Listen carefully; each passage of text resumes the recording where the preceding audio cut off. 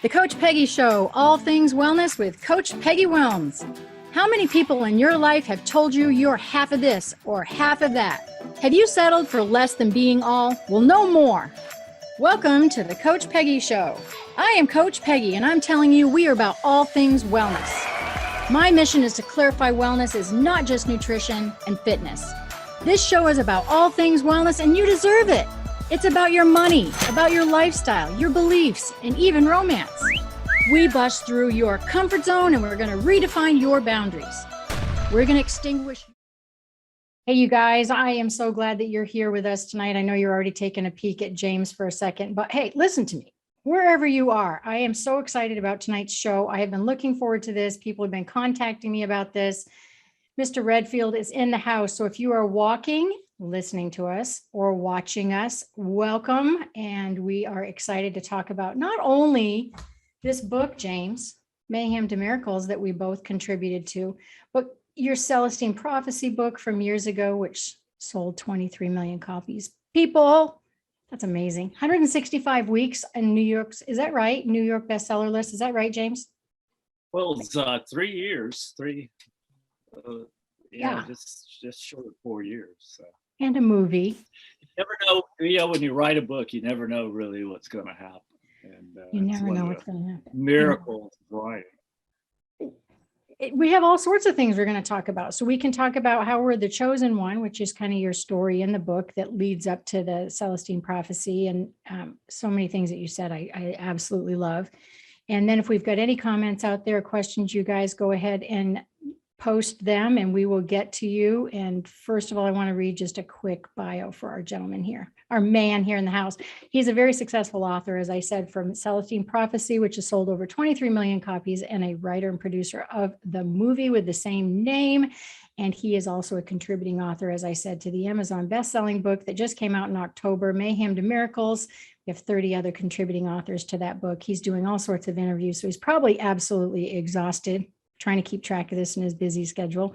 He is also active with the CP community, the Celestine Prophecy community, and he's and Celestine coaching, which I'm going to be asking you what that is, James. So welcome, buddy. How are you doing?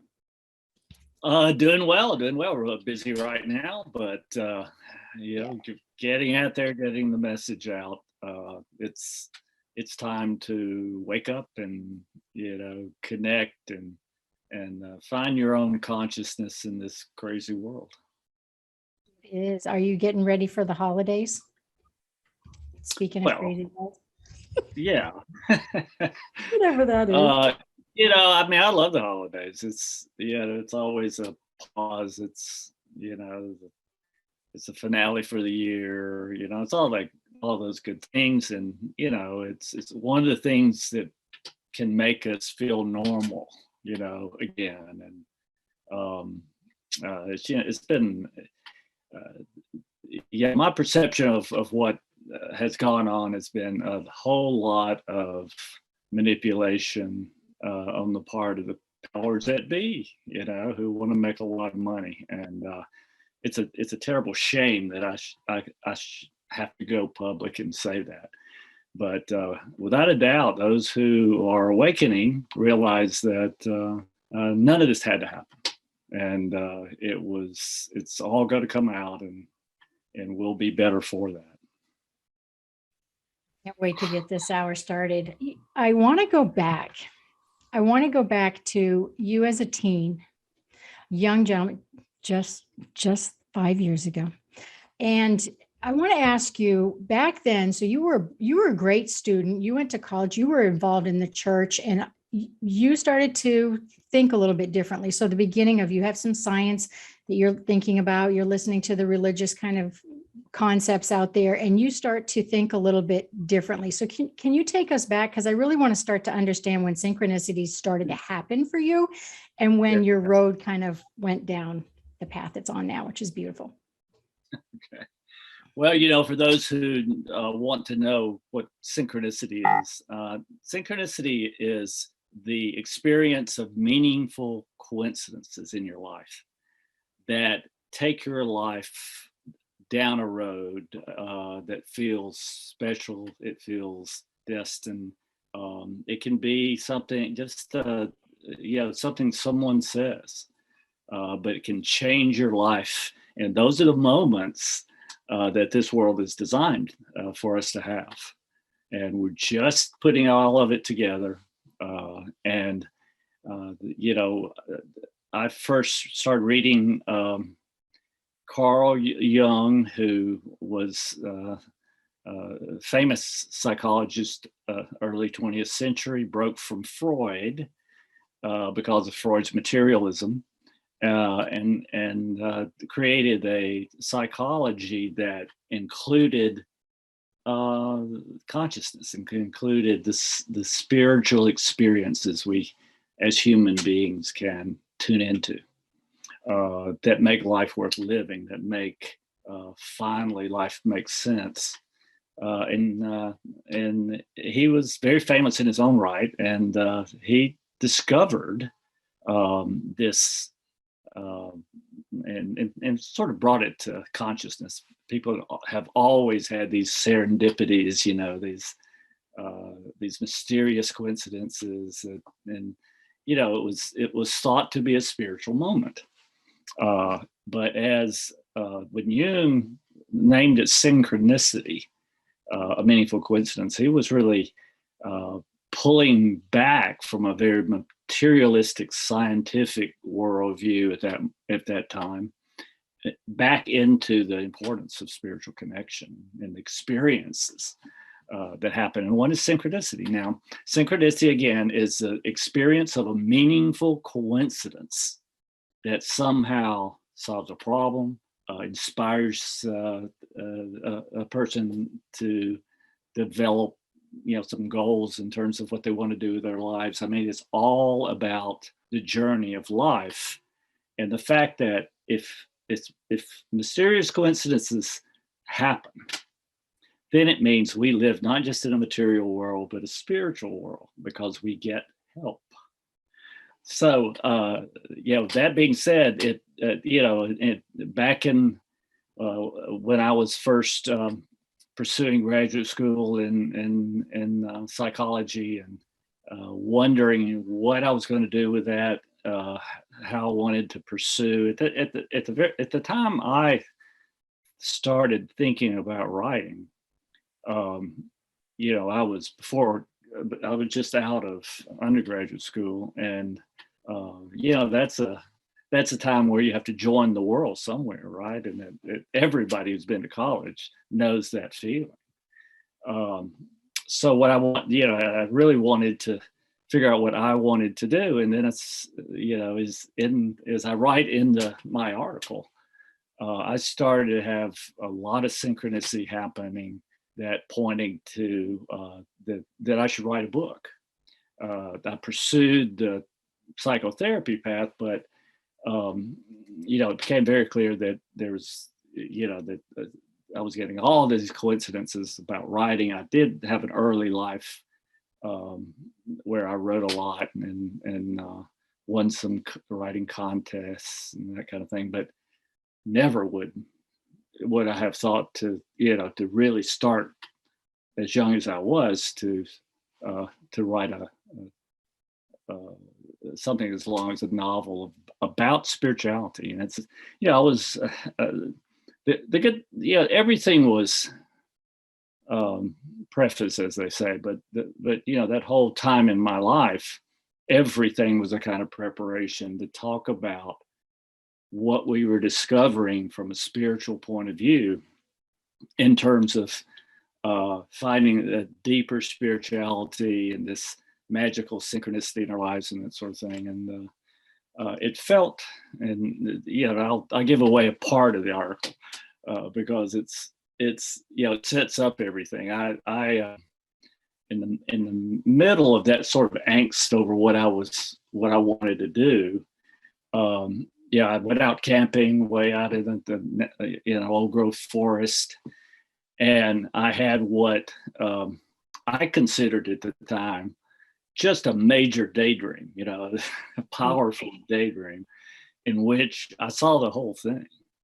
And I never have talked about this much again, right? I write in the article because it, it was a magical time where I saw if I stayed true to the path, I saw what would happen with the book. And like all the way up to the end. I mean, you even saw that you were going to be an international successful author in that vision all the way to the end, right? yeah. Did that scare you? I mean, were you? Well, yeah, I was 21, not not knowing anything about the subject I would be writing about, right? Because it took another number of years before everything fell into place. But in as I say in the book, it's the book did so well without me doing anything, because it's a pass along book, that I really felt that I didn't really take a high media profile at that time. I mean, I was on tour, and the books were a big deal back then, and so I had a lot of visibility, but I didn't. I was on the guru wagon at all. I just let the book speak for itself about spirituality. So as people, if they get a hold of the book, I talk about at length how it all happened. Just with a first book, that's very unusual, and the fact it was such pass along, and it was just a kind of moment when I believe that the world discovered synchronicity. Jung named it, but I popularized it. And it was a time of the consciousness was expanding so that people could pay attention to those things. We weren't so materialistic that we said, oh, well, that's not practical enough to think like that. We have to, get into the culture and the workaday world. But it was a time of awakening, and this is another time of awakening. I'm in the middle. I was just going to say that if for those of you that are listening, the book Celestine Prophecy actually came out. Was it 93, James? Just to give them an idea. Widely out there about 96, 95. Okay. 96. So if you guys can think back to where you were, I've got some young listeners too, so this won't probably be as pertinent, but for those of us who can remember the mid 90s and where we were, there was kind of this little bubbling of spirituality and Qigong classes. And I remember just this bubbling of like, oh, this is going to be kind of a cool topic. And we're there again. You're absolutely right there. It's kick. And I think there's been this new, this book has been dusted off again. It stayed dusted off, but it's, I was reading, I know that you believe in giving from the heart. And I think that's what makes you so special, is that the more you give, the ball just rolls. And, in the book, I just wanted to read for everybody towards the end of the book, something that you say is the universe is designed for our missions to come true. Tune in, become a giver, step into your flow of synchronicity, and follow your journey to your special mission. And you guys, he took his book. Yes, back in the day, that's when we held our books. We didn't have social media, but he walks into the bookstores and he's handing a book to all of the managers and saying, hey, here's a book. Have a great day. Love you. And then anybody who's in the store, he's like, here, have a book. And then pretty soon people are contacting him and saying, hey, I'd like a copy of that book. And the give of that, James, seriously, that was from your heart. And that was a very special way for you to approach your marketing back in the day. Well, I'm talking about synchronicities. I figured, whoever happened to be in the bookstore when we went in to leave a book, they must have been there to get their hands on the Celestine Prophecy. So that was all fun. And, my point is, I stayed in the background early on because of that. Because I wanted the book to speak for itself. I didn't want to be a guru selling a book.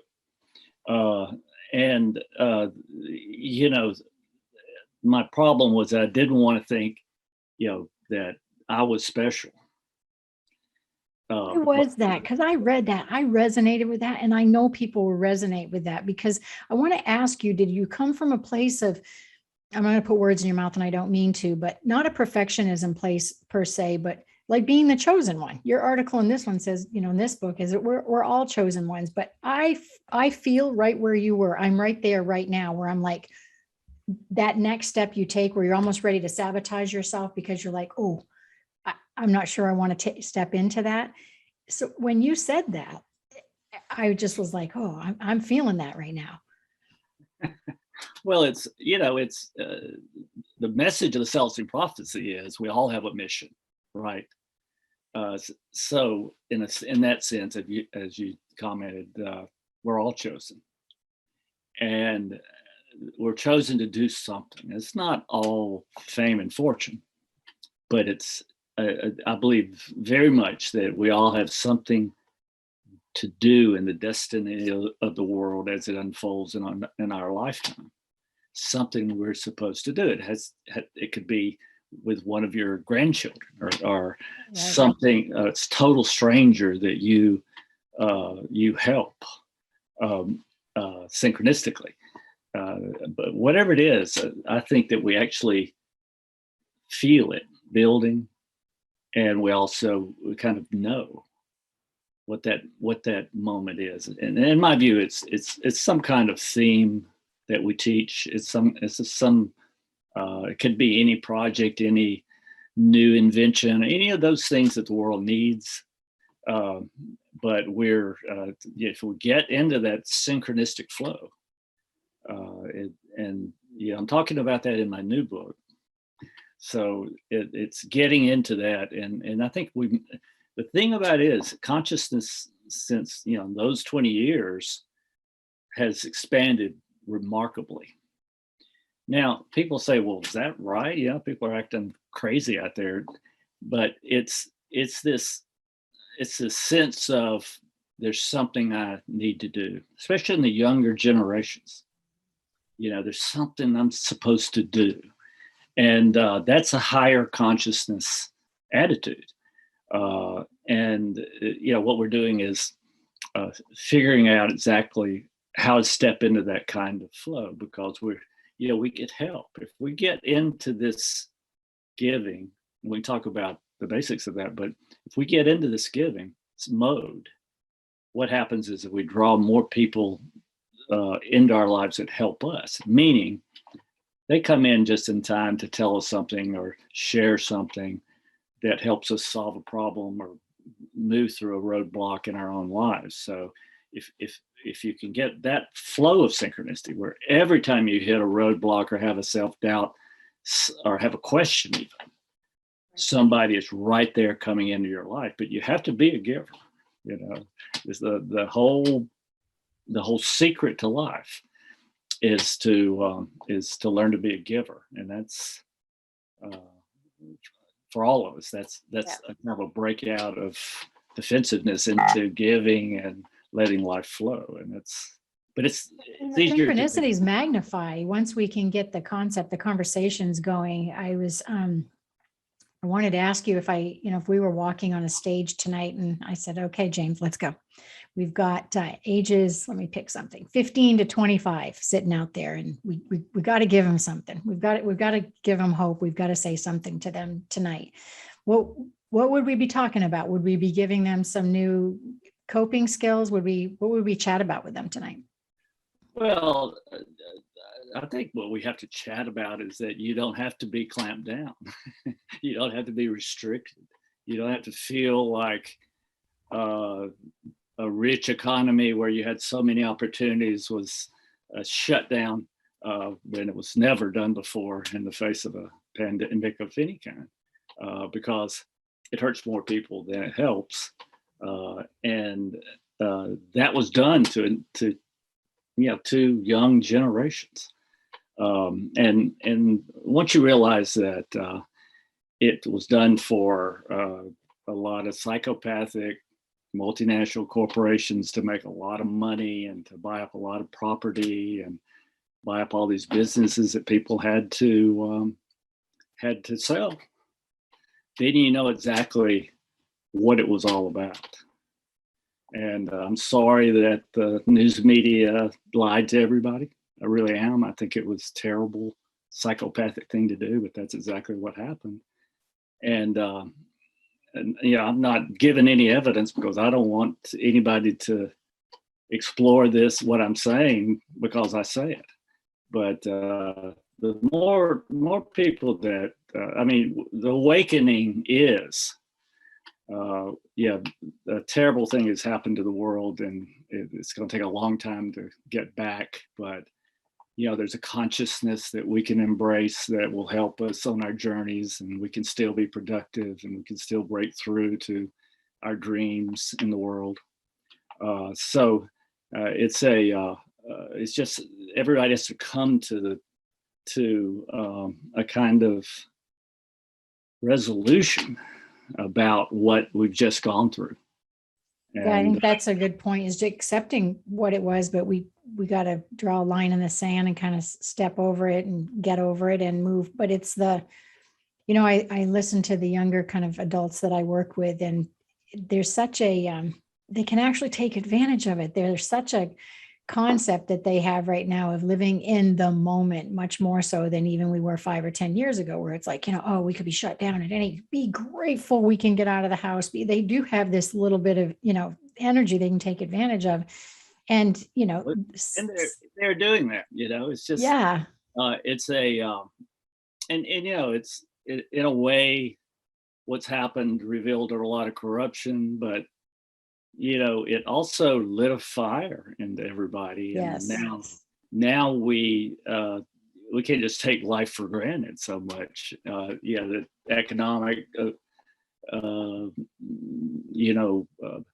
benefits are going to just come my way. We really have to step into a kind of flow and do what we're really supposed to do in life. And I think that's the big message of how to adapt and handle this. And that's why I think that I don't think it happened for that reason, but if we can react that way. And so the book I'm writing now is really about, I tell people, I may have mentioned it on your show, that the Celestine Prophecy was important 20 years ago for two different generations. But I'm writing what essentially a sequel to that book, as if it just came out. So, but because I want it to be, really a way that, update about how we can take advantage of the spiritual connections in life and expect little miracles to happen. absolutely. And because that's what the world is designed for. If you're spiritually connected, if you're in the material game, no matter who it hurts mode, you're gonna have a hard time out there. And that's what's in this backlash is occurring. That's all of those people are having a hard time because it's we have to break through to the gift of giving and what we can do for the world, and we're just set up to have to rely on our spiritual intuition and all of those experiences. They're key spiritual experiences that I like to talk about, that not just synchronicity, that's just one, but what they all, if you keep these what I call connecting experiences in mind, and you just expect all those high inspiration experiences, they show up. They're going to happen. Absolutely. Yeah. All right, you guys, want to take a really quick break, and then we're going to come back for lots of great conversation and see where Mr. Redfield would love to steer this world so we can solve all the world's problems. You're listening to the Coach Peggy Show, so make sure you hang out, and we'll be right back.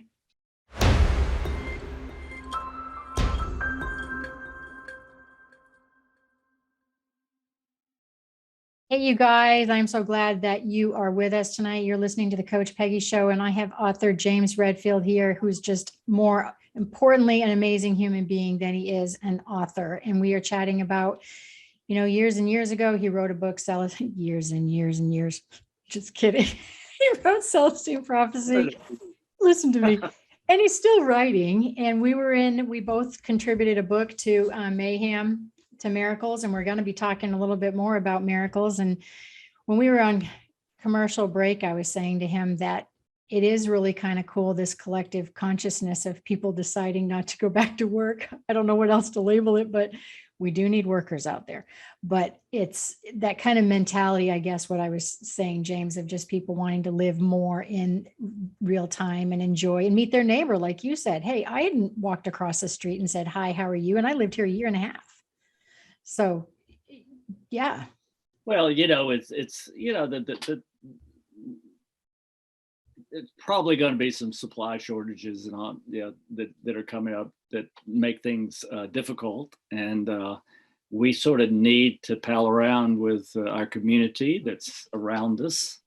And there'll be things to share and opportunities to give. And it could get very challenging before it gets back to what we can still remember as normal, I hope. Right. If we go back, I know you've had a ton of synchronistic stories, and just synchronicities I just love them. Numbers, whatever they are for you guys. Can you think of one or two or three of your favorites, something that pops up that's just kind of either something was extremely repetitive or you finally listened to? I like everyday synchronicities. All of us get those big ones where we make a decision for a new job and it turns out great and things go, find out about the job some mysterious way. Those are the kinds of things that are dramatic. But, I think that the experiences of spirituality, the machine, the engine is these helping hand little miracle type synchronicities, mysterious coincidences that open doors for us. But that it also works with a kind of intuitive connection. So when I talk about the experiences of spiritual connection, in spiritual consciousness, we should call it.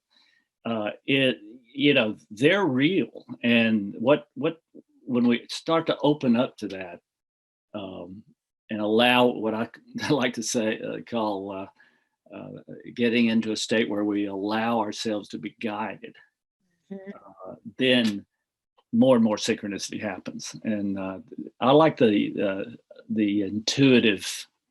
A couple of examples with the intuition that's, I think, coming in with this wave of consciousness, so that you sort of put yourself, you feel a kind of guidance and intuitive knowingness that puts you in the position to receive a coincidence. Like, I live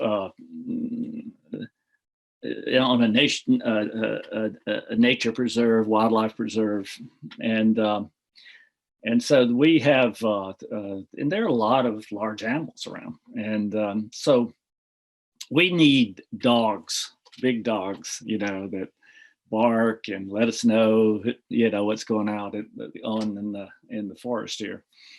And one of our dogs, this happened about 3 years ago. One of our dogs was getting older and she needed to be retired from patrol. Protecting you. And so I remember waking up one morning with that on my mind. We need to get a new dog, a new watchdog. And so I was late, getting up, and had that little intuition, this little reminder that came to my mind. And then I took off for an appointment and got out and was thinking about the appointment, driving along, and all of a sudden I thought again about the dog, and I looked over to my left, and there was it was actually a vet's office Um, and on Saturdays they have rescue dogs, which is, we always get, rescue dogs. And but usually we go on a Saturday and go to 2 or 3 places until we find the one we want, right?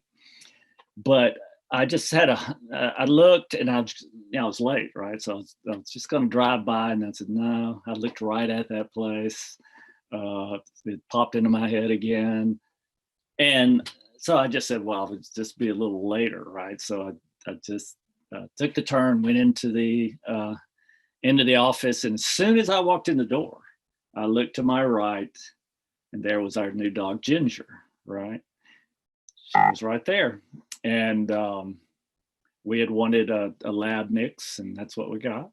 And so it, that's the way it's supposed to happen, right?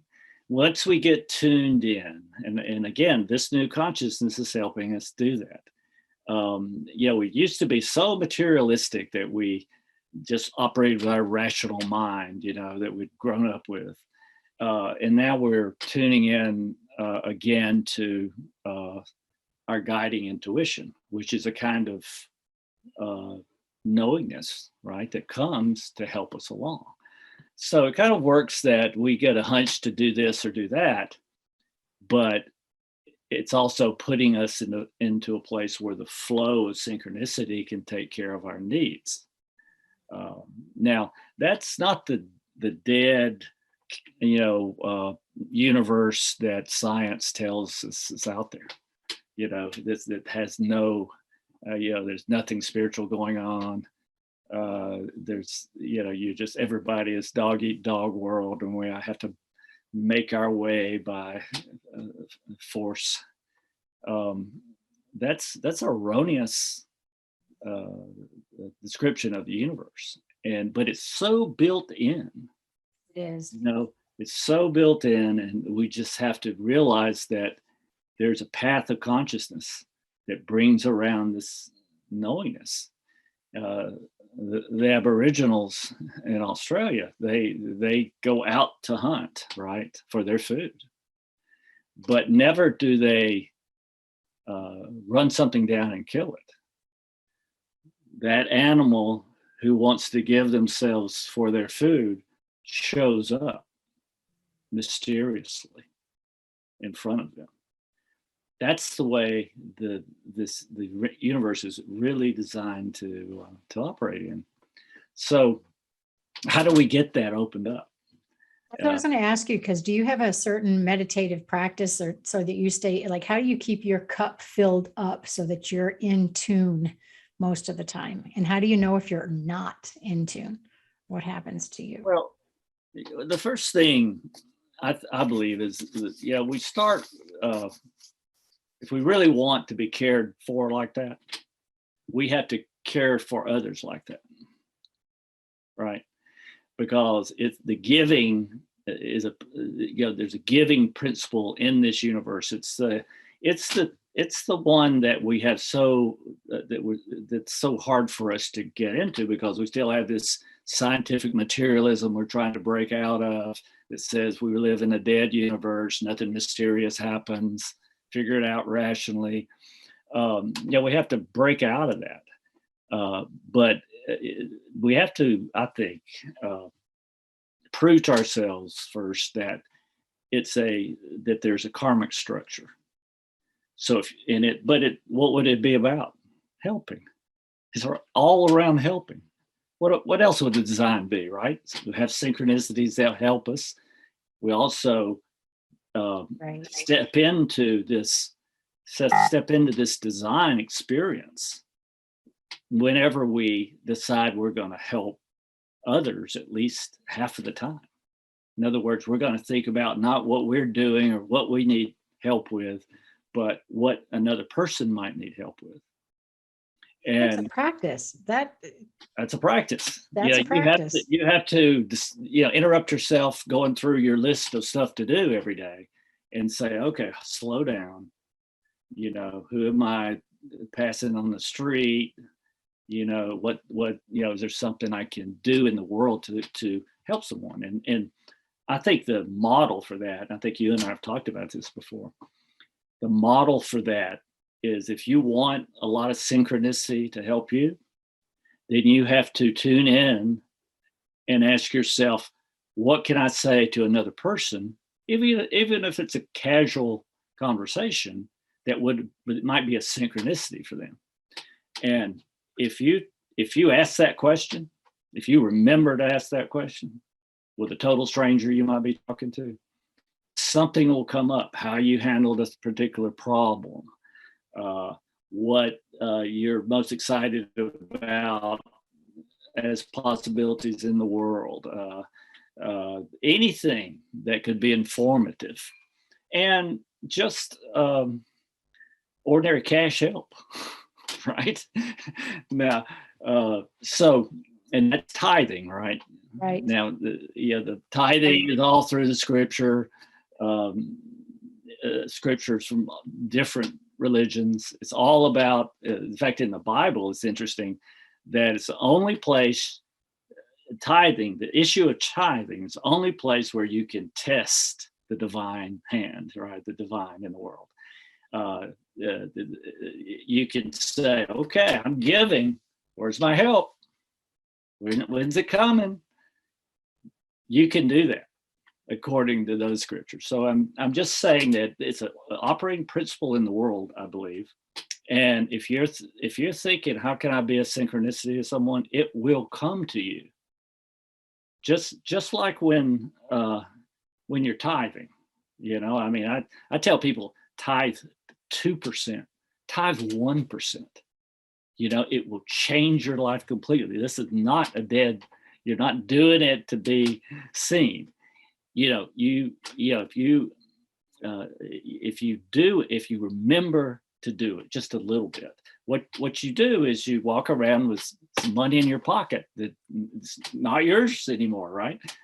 And it's an amazing feeling to be able to just say, okay, where am I supposed to give it, right? And Beautiful. what happens always is someone shows up, and it's just a great synchronicity. One time I had some money and was wondering, just walking, wondering what I should do, who I can help with it. And I kid you not, an older gentleman who was trying to get to work drove up in his dilapidated car. It blew up and stopped right in front of me, right? So that's an amazing experience. But if you get into this helping principle, then you get opened up to have all the other rest of the experiences of spiritual connection. I love that helping tithing. It's just, you've got the money tithing examples that you gave, which are absolutely beautiful.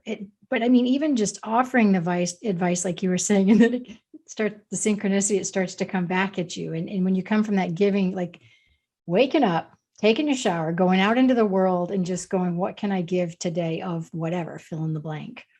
Yeah.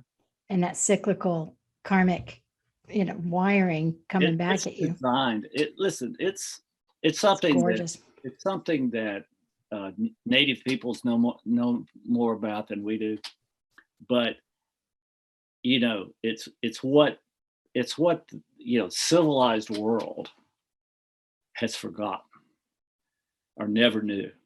It's what the majority of the people don't know to do.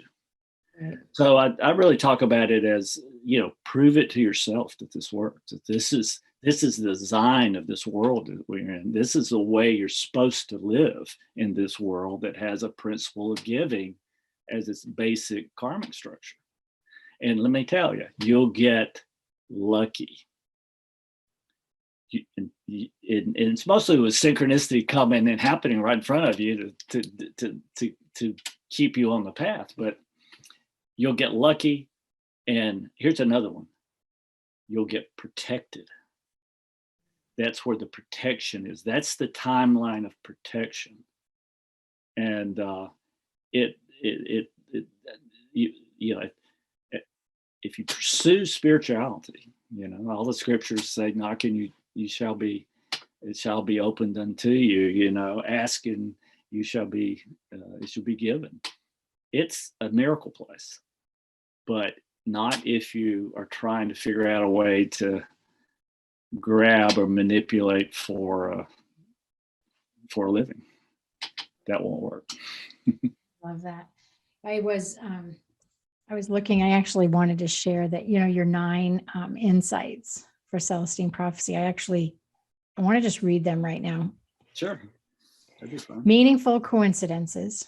The world has a spiritual design, subtle energy, competition for energy, energy abundance, getting clear, using intuition, relating to others, and conscious evolution.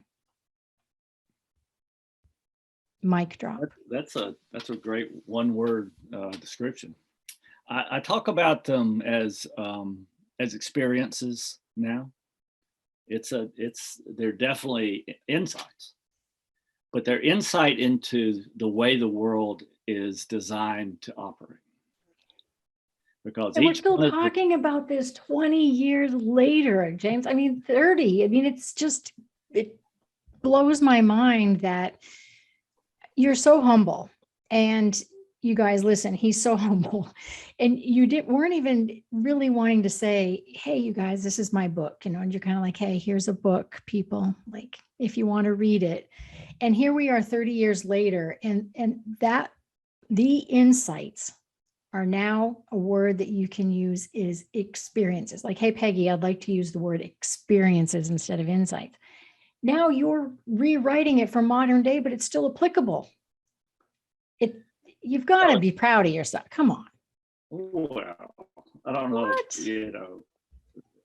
It really has. You really have been a part of changing lives. Most of my time is strolling down through the woods, trying to figure out,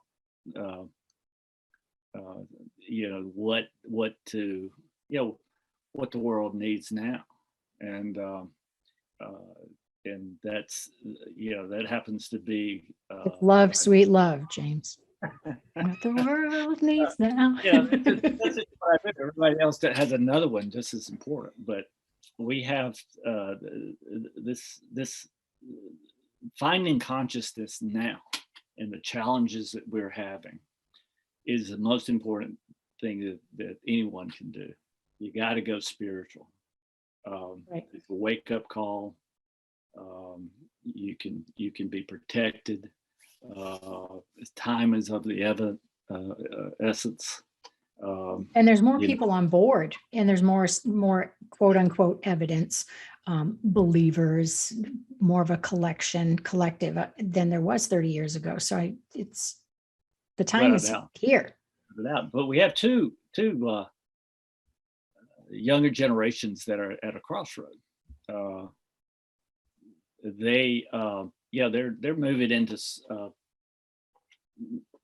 moving into their prime work life in a very, very challenging world.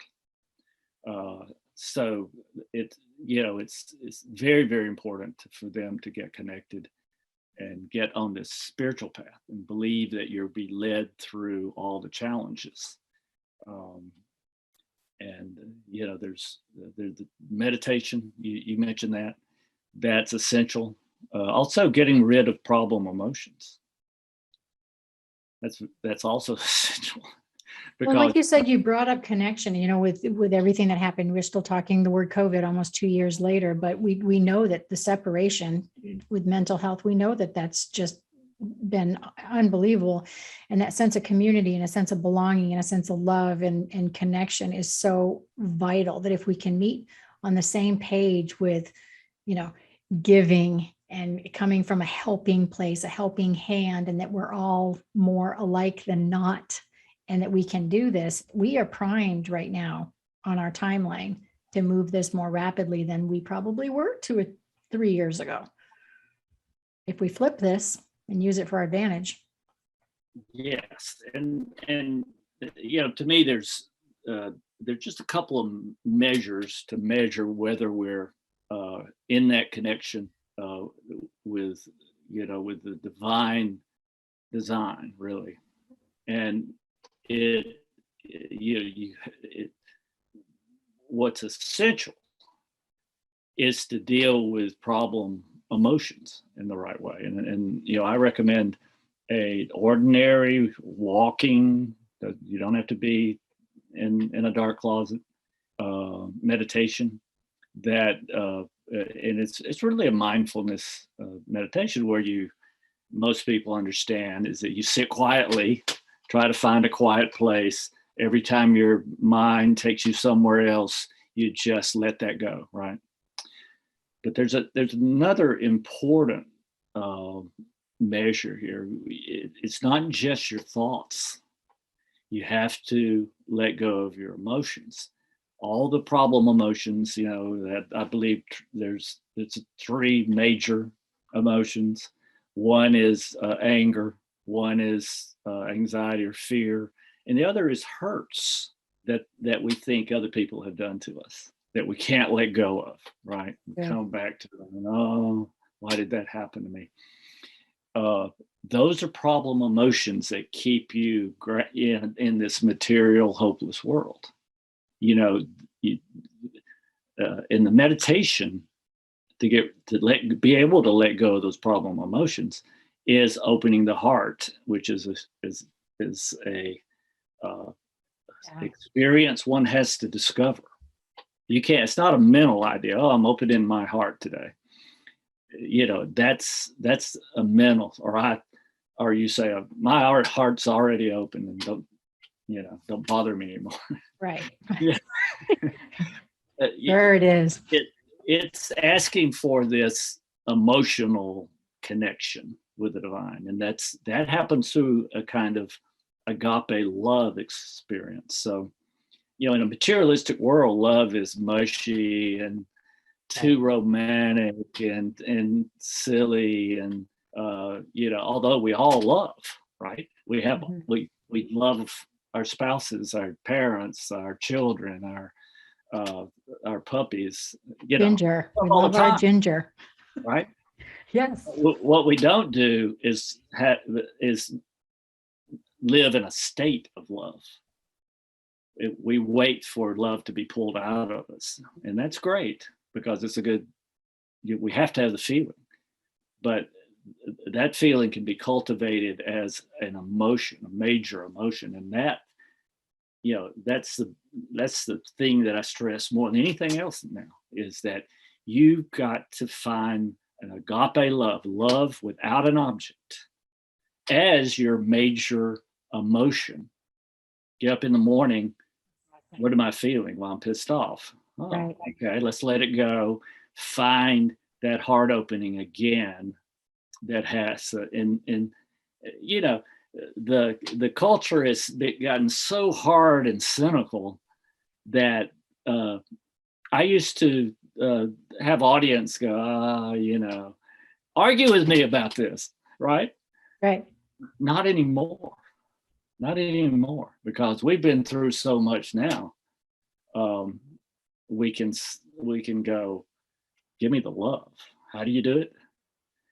You have right. That's something that has to be discovered, and then remember to connect. It's the measure of whether you're connected spiritually or not.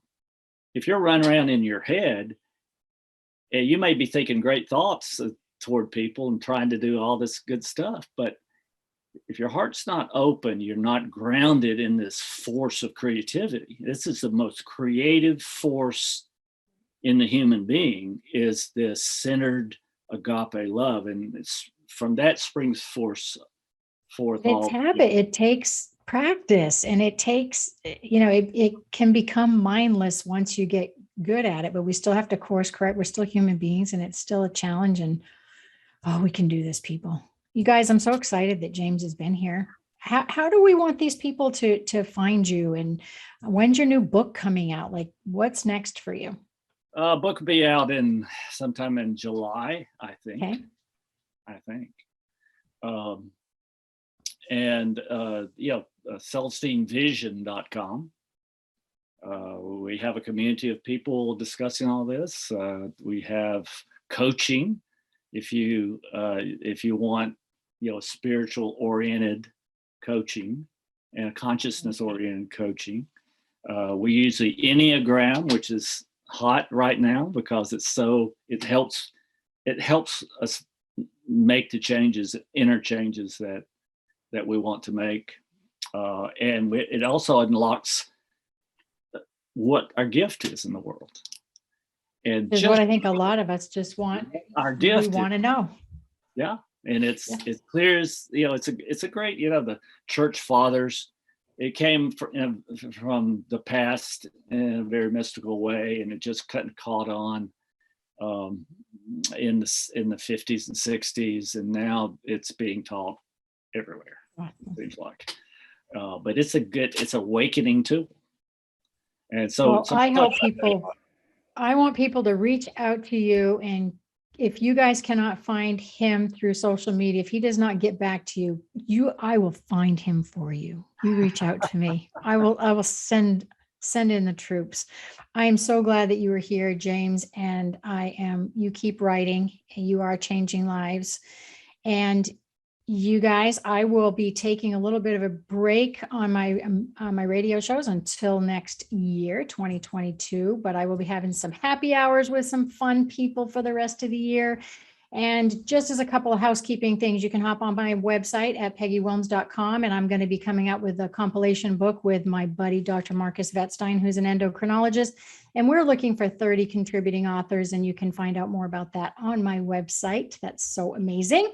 And we can, of course, you guys, this Mayhem to Miracles book is a great gift idea. If you want to know anything more about that, you can hop on Amazon or on my website.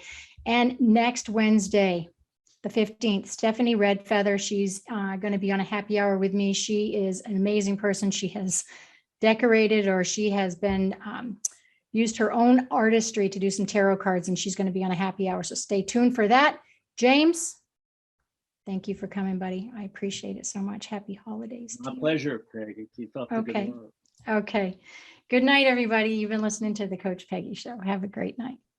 You've been listening to the Coach Peggy Show, all things wellness, with me, Coach Peggy Willms. Tune in every Tuesday, 6 p.m. Eastern on TransformationTalkRadio.com, where I talk all things wellness, not just about your nutrition and your fitness, but about all things, about your money, your lifestyle, your beliefs, and even romance.